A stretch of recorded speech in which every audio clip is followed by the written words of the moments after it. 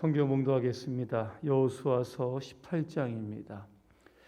1절부터 7절까지 말씀 함께 합독하겠습니다. 1절의 말씀부터 합독하십니다. 이스라엘 자손의 온 회중이 실로에 모여서 거기에 회막을 세웠으며 그 땅은 그들 앞에서 돌아와 정복되었더라. 그러나 이스라엘 자손 중에 그 기업의 분배를 받지 못한 자가 아직도 7지파라. 여호수아가 이스라엘 자손에게 이르되 너희가 너희 조상의 하나님 여호와께서 너희에게 주신 땅을 점령하러 가기를 어느 때까지 지체하겠느냐. 너희는 각 지파에 3사람씩 선정하라. 내가 그들을 보내리니 그들은 일어나서 그 땅에 두루 다니며 그들의 기업에 따라 그 땅을 그려가지고 내게로 돌아올 것이라. 그들이 그 땅을 7부분으로 나누되 유다는 남쪽 자기 지역에 있고 요셉의 족속은 북쪽에 있는 그들의 지역에 있으니 그 땅을 7부분으로 그려서 이곳 내게로 가져오라. 그러면 내가 여기서 너희를 위하여 우리 하나님 여호와 앞에서 제비를 뽑으리라. 레위 사람은 너희 중에 분깃이 없나니 여호와의 제사장 직분이 그들의 기업이 됨이며 갓과 루후벤과 므낫세 반지파는 요단 저편 동쪽에서 이미 기업을 받았나니 이는 여호와의 종 모세가 그들에게 준 것이니라 하더라. 아멘. 축복의 그림을 그립시다 하는 주제로 말씀을 드리겠습니다. 할렐루야. 아멘. 옆분과 인사하겠습니다. 축복의 그림을 크게 그립시다. 이왕 그리는 거 그죠? 크게 여러분 그리시길 바랍니다. 지금 당장 시작하라라고 하는 책이 있습니다. 베리 파버라고 하는 분이 쓰신 분인데 그런 책에서 이렇게 이야기합니다. 성공의 시나리오를 마음속에 그려라 그랬습니다. 되는 대로 살지 말고 세월 허송하지 말고 앞으로 미래에 자기의 성공의 모습을 그려라 그렇게 이야기를 하고 있습니다. 모든 사람들이 다 성공을 향해서 다 달려가지만 성공하는 사람 극히 일부분입니다. 대부분 실패합니다. 그 이유가 무엇입니까? 성공에 대한 그림이 있느냐 없느냐 그 차이가 있다라고 하는 겁니다. 오늘 이 시간 여러분의 마음속에 성공의 그림, 행복의 그림, 축복의 그림, 우리 교회가 부흥하는 이 부흥의 그림을 아주 크게 그리시기를 주님의 이름으로 축복합니다. 수요일에 여호수아서를 강해 설교를 하고 있습니다. 여호수아의 핵심은 이겁니다. 정복하고 분배하는 겁니다. 그리고 분배한 땅에서 하나님이신 복을 가지고 살아가는 겁니다. 자, 이스라엘 백성들이 가나안 부족과 함께 몇 년간 전쟁을 했습니까? 이제는 기억하실 만도 한데 7년 정도 전쟁을 합니다. 요단 그 서편에 있는 몇 명의 왕을 정복했습니까? 31명의 왕을 정복하게 됩니다. 7년 동안 31명의 왕을 정복하게 됩니다. 근데 여러분 나중에 우리가 말씀드렸지만 완전히는 정복하지 못했습니다.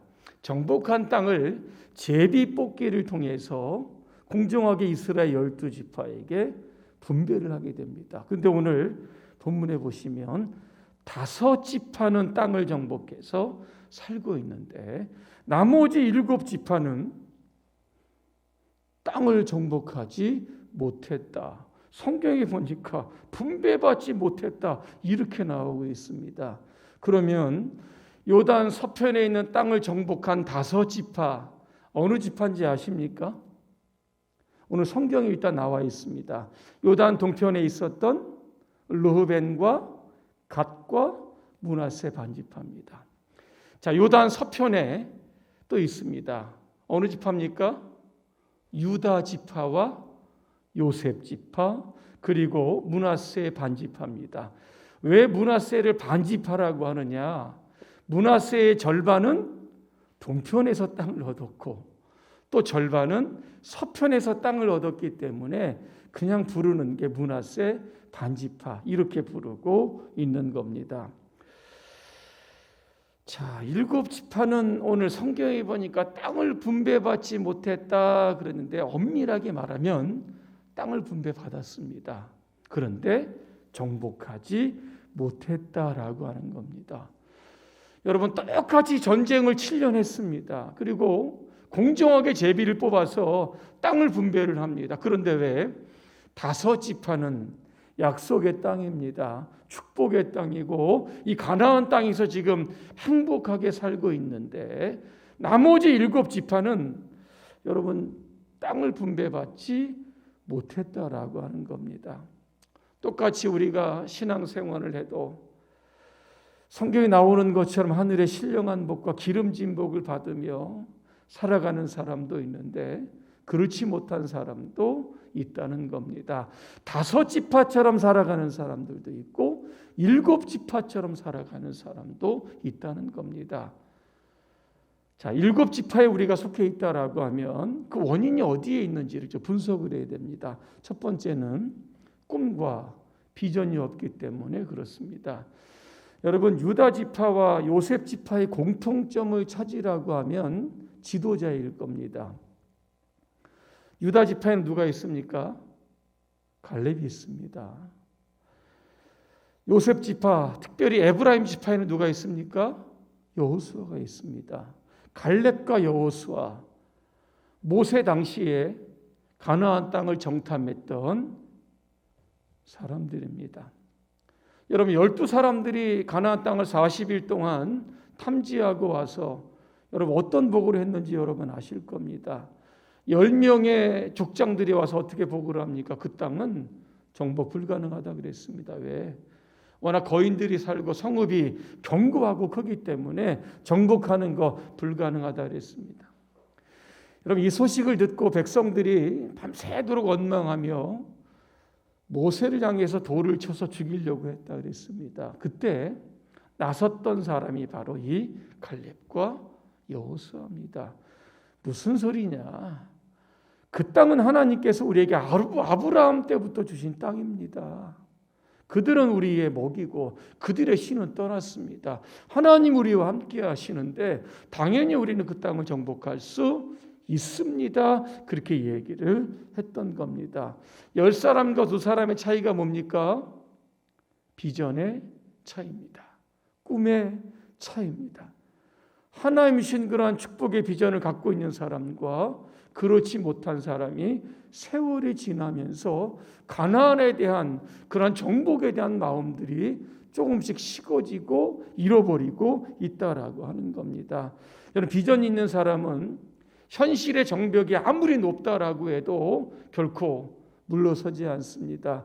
비전이 있는 사람은 갈렙처럼 85세의 나이인데도 헤브론 산지 달라고 요구를 했고 지난번에 말씀드렸던 것처럼 그 땅이 여러분 유다 지파에게 돌아갔던 것을 보게 되는 겁니다. 사도행전 27장에 보니까 바울이 죄수의 몸으로 로마에 압송을 되게 됩니다. 그 이유가 뭐냐면 로마의 황제에게 재판을 받기 위해서 그렇습니다. 왜냐하면 바울은 로마의 시민권을 가지고 있기 때문에 그런 겁니다. 배를 타고 로마를 향해서 가는데 성경에 보니까 유라굴로라고 하는 광풍이 일기를 시작했다고 합니다. 바람이 거세게 일으니까 배가 깨지고 파산 직전에 이르렀다 그랬습니다. 배 안에 있는 사람이 다 죽겠다가 아우성칩니다. 그때 바울이 사람들을 진정시키면서 이런 이야기를 합니다. 여러분, 두려워하지 마십시오. 여러분은 결코 죽지 않습니다. 그 배가 어디에 떠 있습니까? 지중해 한가운데 떠 있는 겁니다. 도무지 살아날 가능성은 요즘 말로 1도 없었던 상황입니다. 그런데 어떻게 바울이 이렇게 담대하게 이야기할 수 있었을까라고 하는 겁니다. 사도행전 27장 23절부터 25절을 제가 한번 읽어드립니다. 어젯밤에 나의 하나님이 곧 내가 섬기는 하나님의 사자가 내 곁에 서서 이렇게 말씀하셨습니다. 바울아, 두려워하지 말아라. 너는 황제 앞에 서야 한다. 그리고 하나님께서 너와 함께하는 사람들을 다 너에게 주셨다. 그러므로 여러분 용기를 내십시오. 나는 하나님을 믿습니다. 하나님이 나에게 말씀하신 것은 반드시 이루어질 줄로 믿습니다. 여러분 그렇게 이야기합니다. 유라굴로에 의해서 광풍입니다. 보통 바람이 아닙니다. 이 바람에 의해서 배가 파상 직전에 있었지만 하나님 어디로 인도를 합니까? 멜리데 섬이라고 하는데 요즘 몰타 섬입니다. 이게 지중해에 있는 여러분 섬이었던 겁니다. 바울의 비전은 뭡니까? 로마에 가는 이유, 로마에 복음하였습니다. 하나님께서 자신을 반드시 황제 앞에 세워주실 것이다. 비록 죄수의 몸으로 감옥에 있다라고 할지라도 감옥에서도 내가 복음을 전하겠다라고 하는 비전이 한순간도 꺼지지 않았다라고 하는 겁니다. 그래서 유라굴로라고 하는 광풍 속에서 다 죽겠다, 삶을 다 포기했지만 그러나 바울은 자신이 있었던 겁니다. 이게 바로 비전이 있는 사람입니다. 아무리 광풍이 불어도 두려워하지 않습니다. 또 비전이 있는 사람은 죽는 일이 없습니다. 왜? 하나님이 그 비전을 성취할 때까지 그를 붙들어 주기 때문에 그런 겁니다. 그럼 우리가 개인적으로도 교회적으로도 여러분 큰 비전을 가져야 될 줄로 믿습니다. 두 번째, 왜 7 지파가 이 땅을 정복하지 못했을까라고 하는 겁니다. 오늘 그 이유가 3절에 나옵니다. 지체했기 때문이다 그랬습니다. 너희가 너희 조상의 하나님 여호와께서 너희에게 주신 땅을 점령하러 가기를 어느 때까지 지체하겠느냐. 지체라고 하는 단어를 제가 2가지로 설명을 합니다. 첫 번째는 안주하는 겁니다. 여러분 안주가 무슨 뜻입니까? 지금의 상황에 그냥 만족을 하는 거, 이게 안주라는 겁니다. 지금까지 이스라엘 백성들 7년 동안 전쟁을 했습니다. 7년의 전쟁 쉽지 않을 겁니다. 이제는 좀 쉬고 싶습니다. 그런데 제비 뽑기를 통해서 분배받은 땅을 정복하려고 하면 또 전쟁을 해야 되는 겁니다. 왜? 제가 서두에 말씀드렸던 것처럼 가나안을 7년 동안 완전하게 정복하지 못했기 때문에 그렇습니다. 게릴라들이 막 숨어 있고 밤이나 이스라엘 측면에서 계속적으로 공격을 여러분 하는 겁니다. 정신을 차리지 않으면 이게 죽어야 되는 겁니다. 싸워도 이긴다는 보장이 없고 혹시 싸우다 죽으면 어떻게 됩니까? 이런 두려움도 있는 겁니다. 그러니까 이제 전쟁은 싫다는 겁니다. 땅이 없으면 형제의 땅이죠. 빌부터 살면 되지. 그냥 살겠다는 겁니다. 이 정도에서 그냥 살겠다고 하는 이게 바로 안주라고 하는 단어입니다. 적당한 선에서 스스로를 합리화시키고 설득시키는 것, 이게 바로 안주하는 삶입니다.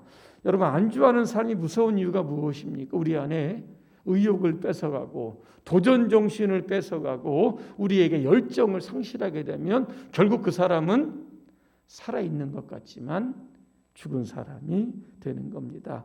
이 캐나다 이야기를 하려고 합니다. 캐나다 62년, 우리도 공무원 62년, 62세에 정년을 하는데 정년을 하면 거의 5년 이내에 절반 이상이 다 죽는다고 합니다. 그 죽는 이유가 바로 이겁니다. 아침에 출근하려고 하면 6시, 7시부터 일어나야 되는데 은퇴를 딱 하고 나면 기상시간이 늦어집니다. 8시, 9시, 10시, 11시, 12시 점심때쯤 일어납니다.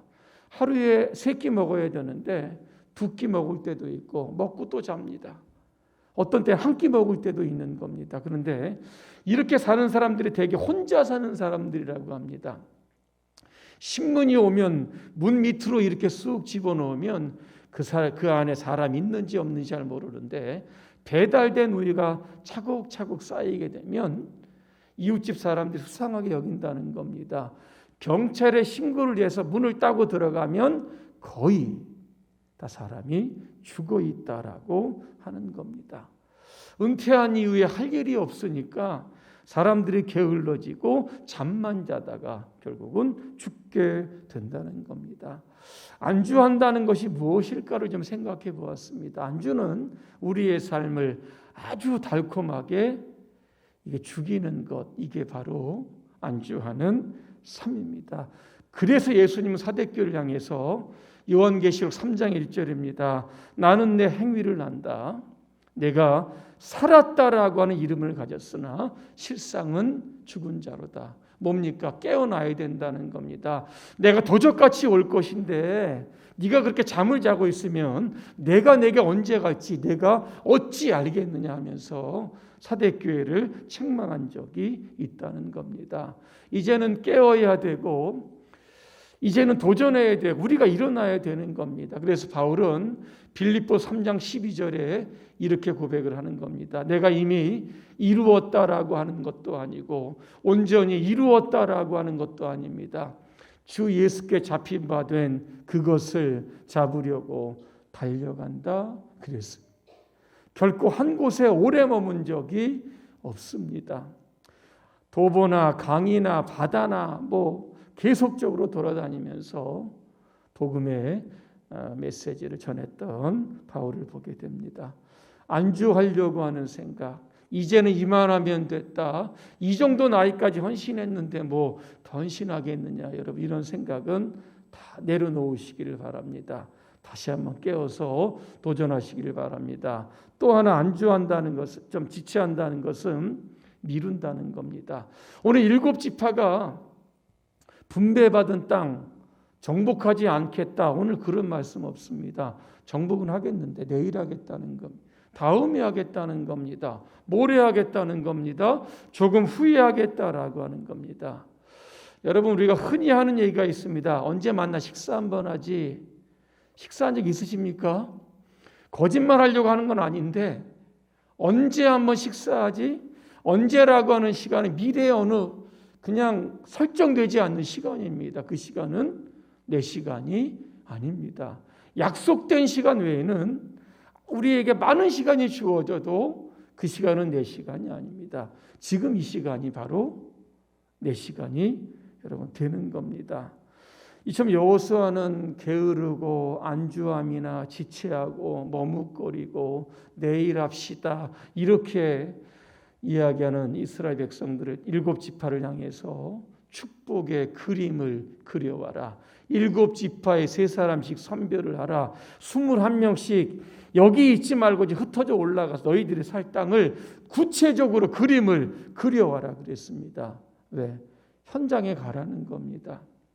그것이 위험하면 얼마나 위험한지를 한번 그려오라는 겁니다. 어디서 우리가 살게 될지를 한번 그 땅을 그려오라, 그렇게 이야기하고 있습니다. 이제는 우리 교회가 큰 부흥의 그림을 그려야 될 줄로 믿습니다. 대구 인구가 제가 오늘 보니까 24만 하고 조금 넘습니다. 복음화율이 12%. 대구 복음화율 한 20% 정도로 우리가 끌어올려야 하는 겁니다. 그리고 대구 성시화의 주역이 되는 우리 봉산교회가 여러분 될 수 있는 그림을 아주 크게 그리시기를 바랍니다. 대구의 현관마다 우리 봉산교회 교패가 이렇게 다 붙어 있는 거죠. 그런 그림을 한번 그리시기를 바랍니다.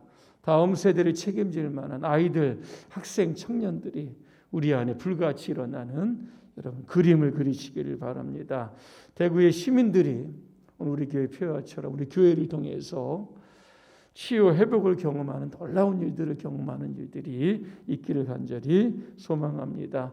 우리 교회가 100주년 기념 사업으로 라오스의 반지항 중고등학교를 지금 건축 중에 여러분 있습니다. 라오스 인구가 한 750만 명 정도 됩니다. 수도가 비엔티에 아니고 불교 국가입니다. 사회주의 국가입니다. 하지만 우리가 기도하며 후원함에 세우는 우리 중고등학교를 통해서 하나님께 놀라운 능력과 역사들이 일어나게 될 줄로 믿습니다. 그러한 것을 시작으로 더 넓게 선교의 지도 함께 그려갈 수 있기를 간절히 소망합니다. 지금의 상황에 안주하지 마시고 여러분 도전하시고, 그래서 우리 봉산교회가 정말 대구를 책임지는 큰 교회로 성장하게 되시기를 주님의 이름으로 축원합니다. 기도하겠습니다. 은혜로우신 하나님, 우리 봉산성결교회를 크게 사용하여 주시옵소서. 우리가 큰 비전을 가지고 도전할 때 하나님께서 그림만큼, 우리의 믿음만큼 역사해 주실 줄로 믿습니다. 예수님의 이름으로 기도합니다. 아멘.